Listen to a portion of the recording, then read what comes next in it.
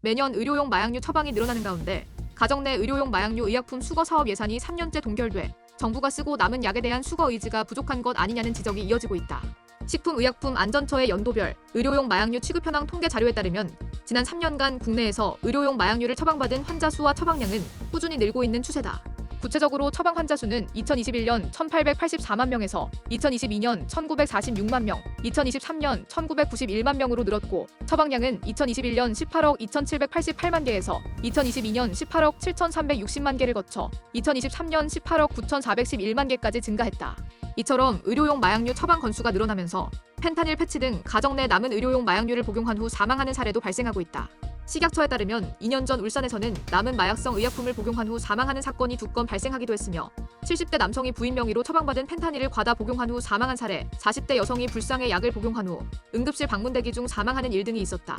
정부는 이 같은 의료용 마약류 오남용과 불법 유통의 방지를 위해 가정에서 사용하고 남은 마약류를 안전하게 수거 폐기하는 가정 내 의료용 마약류 의약품 수거 사업을 2022년부터 실시해 오고 있다. 사업은 각 가정에서 지역 내 마약 취급 약국에 마약류를 반환하고 유통업체를 통해 이를 운송해 의료 폐기물 처리 전문업체가 폐기하는 방식으로 이뤄진다. 다만 국회에선 매년 성과와 예산에 있어 큰 진전이 없다는 비판이 제기된다. 사업 현황을 살펴보면 시행 첫 해인 2022년에는 1억 8,100만 원을 배정받아 경기도 전역에서 총 69개 약국이 사업에 참여해 9,024개 총 555kg의 마약류 의약품을 수거했다.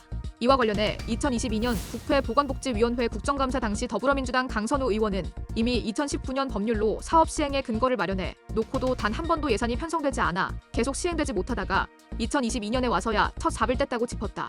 또한 식약처는 당초 서울에서 사업 시행을 계획했으나 서울시에서는 예산 등의 문제로 단 한 곳도 신청하지 않았고 부랴부랴 경기도에서 시범 사업을 시작했지만 목표했던 수거 약국 200개소의 절반조차 신청하지 않았다는 지적이다. 이어 2023년의 경우 경기도 부천에서 88개의 약국이 참여해 9,485개, 740kg의 마약류 의약품이 수거된 것으로 조사됐다. 이에 대해 민주당 전해숙 의원은 전년도와 동일한 예산을 배정받아 사업의 범위를 경기도 전역에서 경기도 부천으로 축소시켜 사업 진행 성과가 미비하다고 비판했다. 당시 전 의원은 의료용 마약의 처방이 늘어났는데 성과와 예산의 진전이 없는 것으로 봤을 때 정부는 쓰고 남은 약에 대한 수거 의지가 없는 것 같다고 꼬집었다.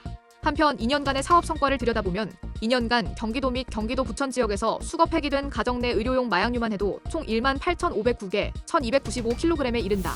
의료용 마약류가 환자에게 처방된 후 상당히 많은 양이 사용되지 않은 채 가정 내 방치돼 있었던 것. 이에 매년 100개소 수준에 머무르는 참여 약국 수를 대폭 늘려 정책의 실효성을 높여야 한다는 의견도 제시됐다. 국민의힘 서정숙 의원은 지난해 국감서 전국으로 범위를 확대하면 얼마나 될지 가늠조차 하기 어렵다며 문제의 심각성을 고려한다면 전국으로 범위를 확대해야 실효성을 기대할 수 있다고 본다고 언급했다. 이에 국회 복지위는 사업 참여 약국을 2,000개소까지 확대할 필요가 있다는 제안을 반영해 기존 정부 편성 1억 8,100만 원에 113억 6,900만 원 증액된 115억 5천만 원을 의결했다. 다만 최종적으로 국회 본회의를 통과한 2024년도 예산안 중 가정 내 의료용 마약류 수거 사업 예산은 증액 없이 원안대로 편성, 올해 3차 사업 예산도 1억 8,100만 원이 책정돼 3년째 제자리 걸음을 이어갔다. 이와 관련해 식약처 관계자는 사업 예산 확대 필요성에 공감하면서도 최종 결정은 기획재정부와 국회에 달려있다는 원론적인 답변을 내놨다. 식약처 관계자는 의견 피력은 지속적으로 하고 있다며 기재부와 협의하고 국회 심의 때에도 열심히 노력할 것이라고 전했다.